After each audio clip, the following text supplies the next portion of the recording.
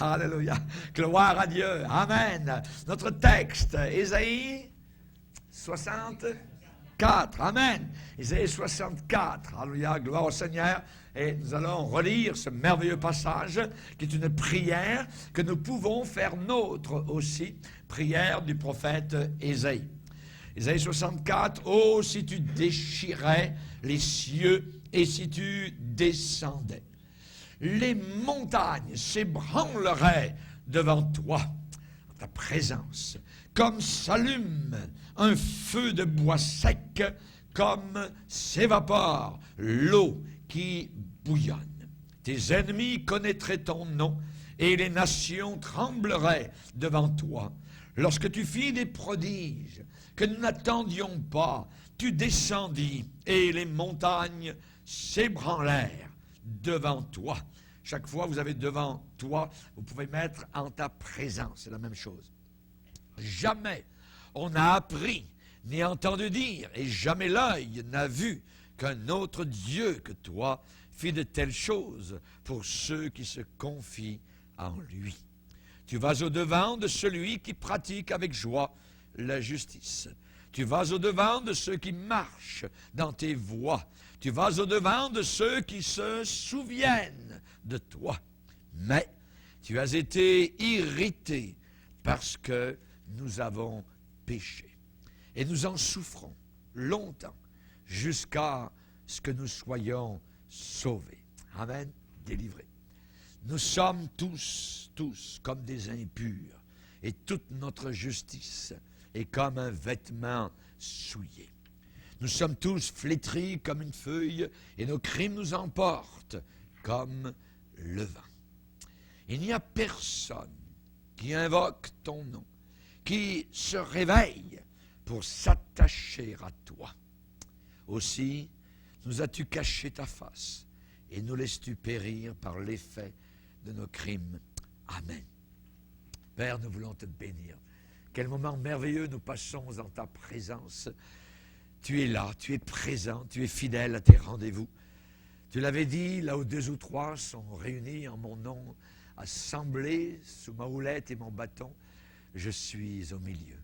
Nous te bénissons, Seigneur, parce que ce lieu est différent, parce que l'Église est là présente, ces pierres vivantes que tu as nettoyées, que tu as sauvées, que tu as revêtues de couleur cramoisie, couleur sang. Merci, Seigneur, pour cet amour incommensurable que nous ne savons définir. Seigneur, comme quelqu'un l'a si bien dit un jour, si les cieux de l'est à l'ouest étaient un parchemin et si les océans étaient de l'encre, il n'y aurait pas assez de parchemin ni d'encre pour écrire ta grâce, ton amour. Seigneur, combien nous sommes privilégiés d'être admis dans ta présence et jusque devant ce trône de gloire. Merci, Seigneur, pour ce rideau, ce voile qui était si épais, qui nous cachait ta face. Tu l'as déchiré de ta main invisible le jour de ta mort, il y a 2000 ans à Golgotha. Te bénissons, Seigneur, de ce que ce rideau reste flottant maintenant au vent de l'Esprit. Il est vrai que les hommes religieux ont voulu le recoudre et le refermer, Seigneur, mais pour nous particulièrement, te bénissons. Cette entrée libre que nous avons devant toi, Seigneur, nous sommes les bienvenus, nous nous approchons avec respect et honneur, nous approchons avec humilité, Seigneur, et nous désirons ta présence et ta proximité. Merci, Père, pour ce que nous vivons et ce que nous sommes avec toi dans cette marche quotidienne. Au nom puissant de Christ Jésus, Amen. Et tout le peuple dit Amen. Amen. Gloire à Dieu. Vous vous asseoir, frères et sœurs. Nous avons parlé, le premier soir, évidemment, c'est le titre, le point d'ébullition de la foi. Le point où il y a une ébullition, là où il y a une transformation, là où l'eau commence à devenir vapeur. Là où il commence à y avoir un changement, où la casserole d'eau qui était sur le feu commence à bouger sur le poêle parce que il y a fusion, il y a chaleur intense et il se passe quelque chose au regard, c'est que l'eau calme, l'eau qui même frissonnait, maintenant commence à bouillir. Alléluia, gloire à Dieu. Je me rappelle, j'étais enfant en France, il y avait une émission à la radio que nous écoutions. Quand je revenais de l'école midi, je courais avec mes deux petites pattes, je mangeais en vitesse, il y avait une émission qui s'intitulait « Ça va bouillir ». C'était les émissions de Patapouf ou je ne sais plus, voyez, et on écoutait cela donc avec un grand intérêt. Ça va bouillir, amen, et dans nos cœurs, il faut que ça boue, alléluia, par l'effet du feu du Saint-Esprit. Nous avons vu dans un premier point que la foi d'ébullition, eh bien, le point d'ébullition de la foi plaît à Dieu. C'est agréable à Dieu. Nous voulons évidemment non pas avoir un regard de désapprobation de la part du Seigneur, mais un sourire. Amen. Sur nos vies, nous voulons avoir son approbation. Et évidemment, donc, ça plaît beaucoup au Seigneur d'être bouillant. Puisses-tu être froid ou bouillant, mais les tièdes, je les vomirai de ma bouche. Nous avons vu aussi que la foi au point d'ébullition purifie. Exactement, donc, comme le lait pasteurisé, évidemment, qui bout à 100 degrés Celsius, donc dépouillé de ses bactéries. C'est un procédé qui a été découvert par Pasteur, un Français donc qui est devenu célèbre et dont le processus porte son nom, la pasteurisation donc du lait. Amen. Nous avons vu cela. Nous avons vu aussi hier particulièrement que la foi au point d'ébullition amenait la force spirituelle. Et partout dans les Écritures, on nous demande d'être fort. On nous demande d'être puissant. Voyez, ton Dieu ordonne que tu sois puissant. Voyez, c'est écrit dans les psaumes. Et évidemment, donc, nous avons vu cela. Et lorsqu'il y a cette effusion du Saint-Esprit, ce remplissage du Saint-Esprit, il y a un débordement, donc, de joie.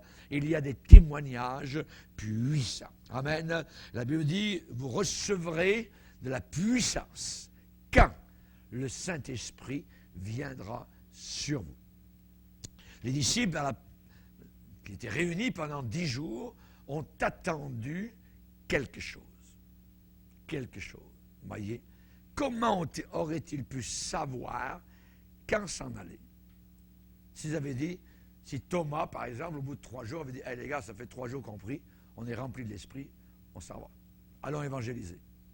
Alors qu'ils n'auraient pas reçu. Ils attendaient quelque chose. Ils ne savaient pas quoi exactement. Jésus a dit, restez jusqu'à ce que vous soyez remplis du Saint-Esprit. Et quand vous êtes remplis du Saint-Esprit, vous le savez. Il y a un signe que nous trouvons dans les Écritures, c'est le parler en d'autres langues. Ce n'est pas le seul, mais c'est le signe que nous appelons initial. Vous voyez? C'est le signe de départ. Et ils ont attendu, et ils ont su qu'ils étaient remplis du Saint-Esprit au bout de 10 jours, qui correspondait à une fête juive, Shavuot, donc le jour de la Pentecôte, où la ville était remplie de pèlerins venus de toutes sortes de pays, célébrer la fête donc de la Pentecôte à Jérusalem. Et c'est cette journée-là que la tête de l'Église, Christ, a choisi de déverser donc son Saint-Esprit. Amen.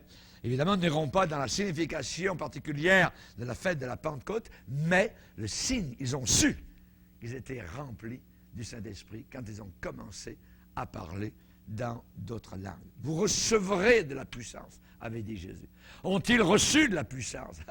On a juste à lire et à étudier les œuvres des apôtres, vous voyez, de voir, ils étaient remplis de feu, on les mettait en prison, peu, leur importait. Les anges venaient ouvrir les prisons et les anges leur disaient, allez continuer à prêcher la parole du Seigneur en plein air, vous voyez. les hommes, les enfermer, le sang couler, rien n'empêchait. C'était un feu de prairie, rien ne pouvait les arrêter. Ils ont planté le drapeau de l'Évangile dans les grandes villes, les grandes métropoles de leur époque, à Corinthe, en Macédoine, jusqu'à Rome. Alors, ils sont allés partout, remplis du Saint-Esprit, pour répandre la bonne nouvelle, la vérité. Jésus avait dit, quand la vérité sera annoncée, c'est la vérité qui libérera les cœurs. Amen. Le mensonge tient les cœurs assujettis. Les demi-vérités tiennent les cœurs assujettis. C'est la vérité pleine, totale. Voyez, je dois recevoir parfois comme une claque, mais ce n'est pas grave. Voyez, hein, il y a beaucoup de gens qui ont dit, pasteur, allez-y, prêchez-nous la vérité. Quand le chapeau nous fait, on va le mettre, continuez, lâchez pas. Amen. Et c'est cela qu'on a besoin, amen, de savoir que ce Saint-Esprit nous conduit dans toute la vérité. Allez dire cela aujourd'hui à ce peuple autour de nous qui ne croit pas et qui croit que tous ont leur propre vérité, que le Saint-Esprit nous conduit dans toute la vérité. Oui, nous sommes dans la vérité. Jésus a dit, je suis la vérité. Ta parole est la vérité. Le Saint-Esprit vous conduira dans toute la vérité. Jude va dire de combattre pour la vérité. Amen. On a besoin de cela aujourd'hui, de le savoir et de se le faire dire. Vous recevrez, ça veut dire que vous ne l'avez pas. Vous recevrez. Alléluia. Vous ne l'avez pas. Alléluia. Mais vous recevrez. Alléluia. De la puissance, de la dynamisme, quand le Saint-Esprit viendra sur vous. Amen. Alléluia. Gloire au Seigneur. Mais l'apôtre Pierre, peureux devant une petite servante, soudain fait face à la ville de Jérusalem. Et il leur dit, vous avez cloué le Seigneur de gloire. Mes amis, quelle différence! Pourquoi il était rempli du Saint-Esprit. Amen. Rempli de la présence merveilleuse du Saint-Esprit. Amen. Et l'Église primitive allait partout, prêchant la parole de Dieu avec un cœur enflammé. Jésus l'avait dit, si quelqu'un a soif, qu'il vienne à moi, alléluia, et qu'il boive. Des fleuves d'eau vive couleront de son sein.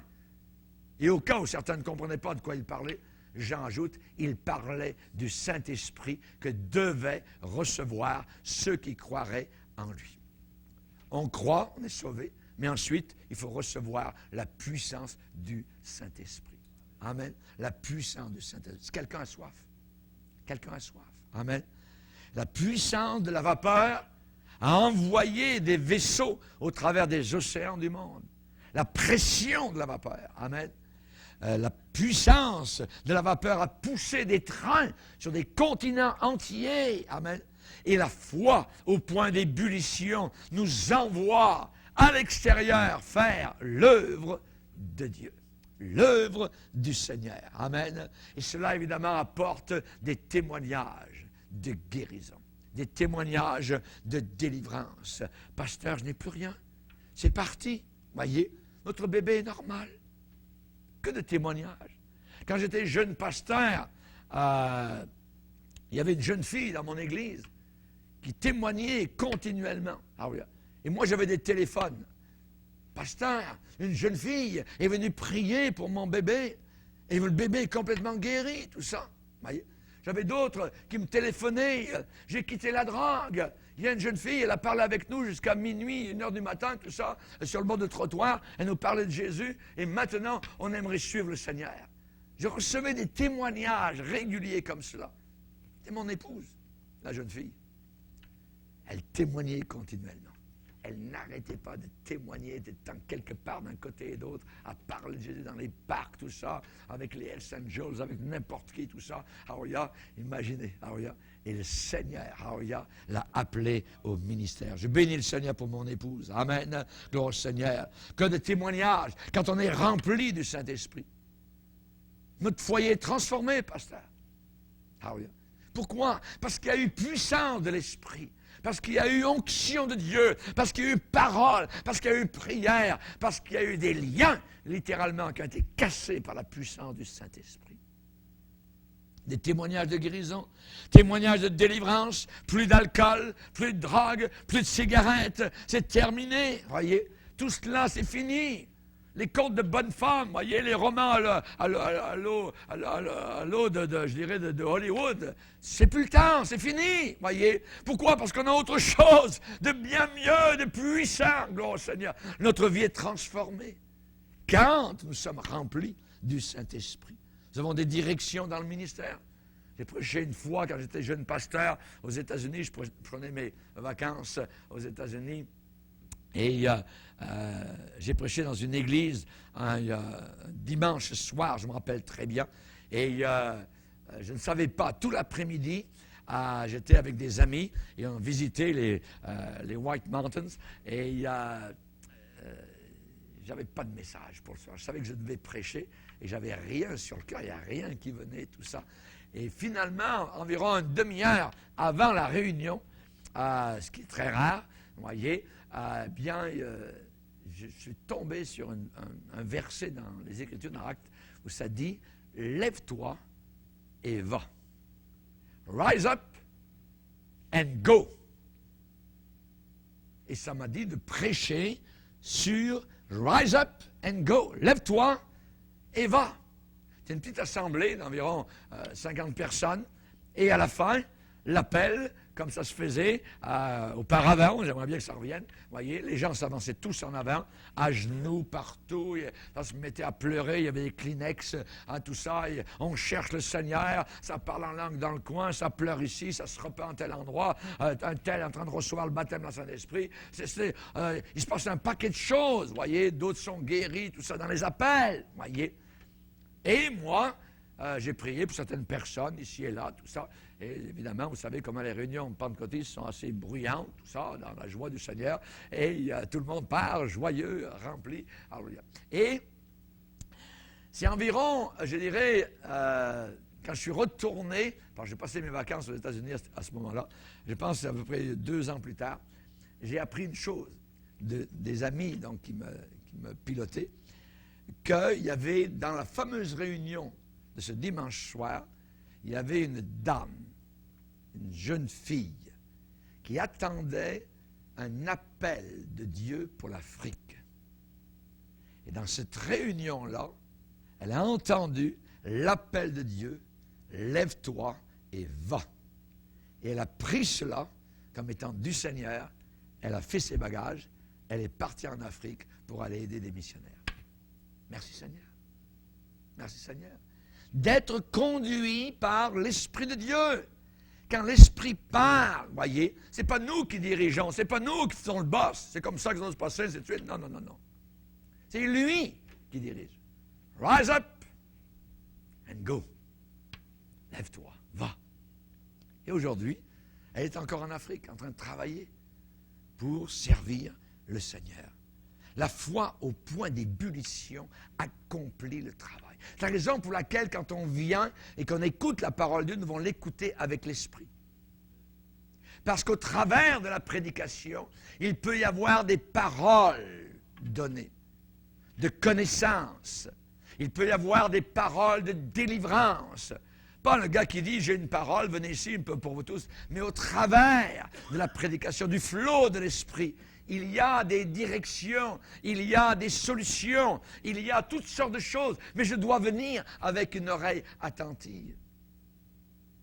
Quand Jésus s'est retourné au milieu de la foule et a dit « quelqu'un m'a touché ». Quelqu'un m'a touché. Les apôtres ont dit, mais Seigneur, tout le monde te touche, tout ça. Les gens, ils se poussent les uns contre les autres, ils veulent tous te voir, t'entendre, tout ça. Il a dit, quelqu'un m'a touché. Il s'est retourné, et là, à quelques pas, une femme était par terre, en train de pleurer à genoux. Elle avait senti la puissance de Dieu traverser tout son corps. Le moment où elle a dit, elle est sortie de chez elle cette journée-là, elle a dit, je vais à la réunion et je vais toucher Jésus, et je serai guéri. Si les chrétiens venaient aux réunions avec une telle attitude de foi, Jésus agirait avec puissance. Je vais à la réunion. Et à la réunion ce soir, pendant la prière, pendant l'appel, n'importe quand, Seigneur, tu vas me bénir, tu vas me donner vraiment une direction. Tu vas parler à mon cœur. Je vais m'ouvrir littéralement devant toi, Seigneur. À ce moment-là, Dieu va parler. Dieu va diriger, Dieu va conduire, Dieu va guérir. Amen. Il faut être rempli du Saint-Esprit. Jean était à Patmos. Je l'avais regardé autour de lui. Il aurait vu juste des gardes, donc des soldats romains, tout ça. Entendait des blasphèmes partout. Peut-être là-bas, il y en avait un qui était en train de violer un autre bonhomme. Ça criait là-bas. C'était, je dirais, les rebuts de l'Empire romain. L'île du diable. L'île de la mort. Patmos. Mais la Bible dit, Jean était dans l'esprit. J'étais au jour du Seigneur dans l'esprit. Et je vis le Seigneur dans sa gloire, avec sa ceinture de sacrificateur, dans son rôle, hallelujah, d'intercesseur.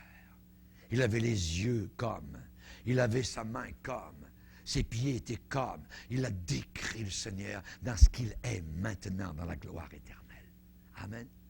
Chers amis, nous avons besoin d'être dans l'Esprit, d'être remplis du Saint-Esprit. Il y aura des directions dans nos vies personnelles. Il y aura des solutions. Dans le psaume 139, le psalmiste va dire « Ta main me conduira. Où irai-je loin de ton esprit? Ta main me conduira. » J'ai été conduit au Canada. Quand je mets ma ceinture de sécurité dans mon siège d'avion et que je vais prêcher l'Évangile aux quatre coins du monde, eh bien, le Seigneur me dit à chaque fois, tu iras là où je t'enverrai. Pas là où tu veux, là où je t'enverrai. Alléluia. Et je bénis le Seigneur parce qu'à chaque fois, alléluia, il envoie là où le besoin se trouve, là où il veut. Et c'est merveilleux d'être dans la paix de Dieu. Parfois, il y a des grandes assemblées de milliers de personnes. Parfois, ce sont des petits groupes de 20 personnes, de 30 personnes. Parfois, ce sont des églises pionnières, qui ont besoin de réconfort, où il y a parfois 7-8 personnes qui commencent une nouvelle œuvre dans une banlieue parisienne, par exemple. Voyez. Mais c'est comme ça, tu iras là où je t'enverrai. Amen. Parfois, c'est des églises où le pasteur vient de chuter avec une femme, où il y a des problèmes terribles, où c'est froid glacial, et là, le Seigneur amène pour apporter une consolation ou quoi que ce soit. Vous voyez, c'est l'Esprit qui conduit. C'est pas, nous ne prenons pas nos vies, nous faisons ce que nous voulons. Il conduit, amen. Mais il faut être rempli du Saint-Esprit. Il y a des provisions. Quand on est rempli de Saint-Esprit, on compte, non pas sur le gouvernement, on compte sur le Seigneur. Alléluia. Amen. Dieu s'appelle Jéhovah Jireh. Et Yahweh Jireh, à la montagne de l'Éternel sera pourvu. À la montagne de l'Éternel sera pourvu. Je me revois en train d'avoir acheté ma paire de bottes Cosaque sur la rue Sainte-Catherine et de remonter à l'école biblique. Alors il y a dans 40 ans environ. Et avoir dépensé tout l'argent que j'avais gagné, je gagnais bien, ça allait très très bien, vous voyez, mais voilà, après avoir acheté cette paire de bottes pour l'hiver, alors il me restait un ticket de métro. J'ai dit, Seigneur, à partir de maintenant, on travaille ensemble. Et Dieu, pendant 40 ans, a été fidèle, fidèle, fidèle, fidèle. Il s'appelle fidèle. Être rempli du Saint-Esprit. On ne compte pas sur les hommes. On ne compte pas sur les hommes. On compte sur le Seigneur. S'il y a un besoin, on le demande au Seigneur Jésus-Christ. Amen. Et Dieu est un Dieu qui pourvoit. Mais il faut être rempli du Saint-Esprit. Faire cette communion intime avec le Seigneur. Il y a une protection en même temps. Paul, dans la tempête, il aurait pu mourir. Voyez, le bateau avait plus de voile, tout était déchiré, le grand mât était cassé, tout ça. Voyez, mais non, l'œil de Dieu veillait sur son serviteur. Dieu l'avait dit, de même que tu as témoigné à Jérusalem, tu seras mon témoin à Rome. Il ne pouvait pas mourir. Alléluia. Même si le diable déchaînait la mer ou quoi que ce soit, même si d'un fagot sortait une vipère pour le piquer, il était littéralement immortel. Jusqu'à ce que Dieu lui dise, viens plus près de moi au ciel. protection. Protection. Amen. Alléluia. Je me rappelle au Burkina Faso, alors que j'allais prêcher la parole de Dieu à des conventions de pasteurs, que sur le chemin, la voiture a commencé à aller d'un côté et d'autre, et le conducteur n'arrivait plus à contrôler la voiture. On a monté sur le rebord, donc là-bas, c'est des, vous savez, les routes en latérite, donc il n'y a pas d'asphalte, mais il n'arrivait plus à contrôler. Donc on est revenu, bon, hop, la voiture est repartie comme s'il y avait quelqu'un d'autre qui conduisait, il n'arrivait plus à contrôler cette voiture-là. Vous voyez?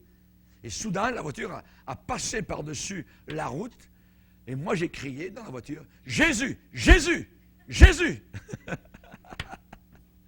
Et on est allé en face, alors on a traversé des buissons, on est allé en face d'un baobab, vous savez, les gros arbres. Alors il y a, bon! J'ai regardé le conducteur, il avait les deux mains comme ça. J'ai regardé, je dis, est-ce qu'il est mort? C'est quoi? Et il fait ce geste. Pasteur, sortons. Il donne un coup de pied dans la portière parce qu'elle était toute cabossée. Voyez, sortons d'ici.